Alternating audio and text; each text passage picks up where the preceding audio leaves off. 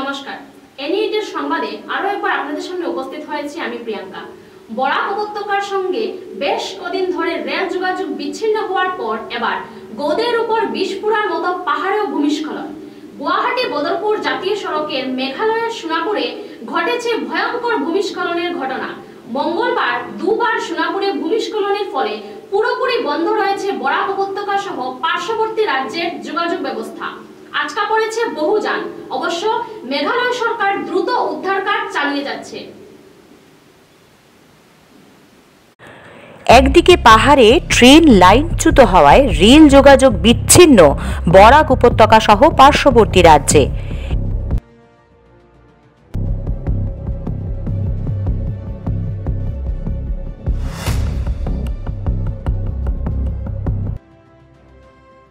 এবার গোদের ওপরে বিষ ফোঁড়ার মতনই ফের ভয়ঙ্কর ভূমিস্খলনের ঘটনা ঘটল জোয়াই বদরপুর জাতীয় সড়কের মেঘালয়ের সোনাপুরে।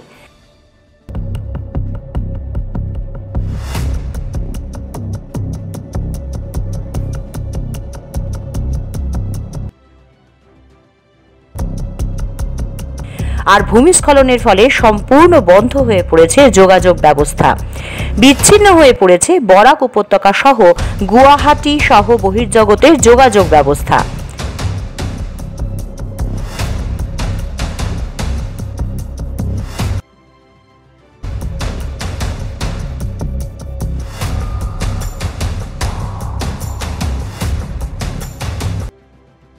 মঙ্গলবার সন্ধ্যায় মেঘালয়ের সোনাপুরে ঘটেছে এমন ভয়ঙ্কর ভূমিস্খলনের ঘটনা।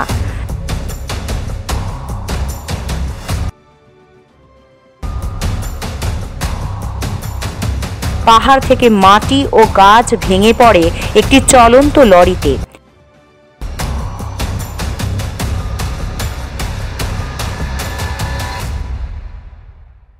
জাতীয় সড়কে সোনাপুর টানেলের ঠিক সামনে ঘটে এমন ভূমিস্খলন।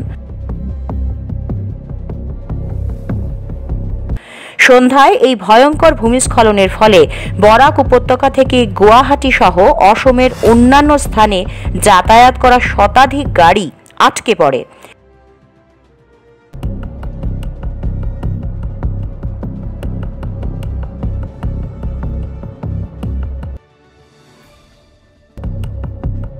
অবশ্য মেঘালয় প্রশাসন সড়ক উন্মুক্ত করে উদ্ধার অভিযান অব্যাহত রাখার ঠিক সময় এদিন রাতেই অন্য একটি স্থানে ফের ভূমিস্খলনের ঘটনা ঘটে।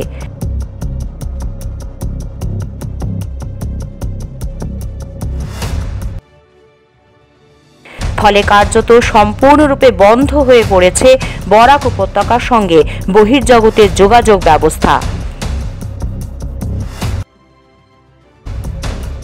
সড়ক পথে আবদ্ধ হয়ে রয়েছে শতাধিক যানবাহন।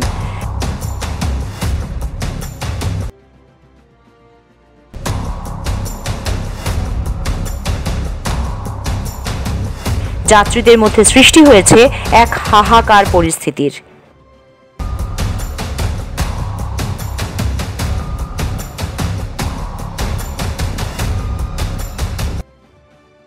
Bureau report, NE8 News।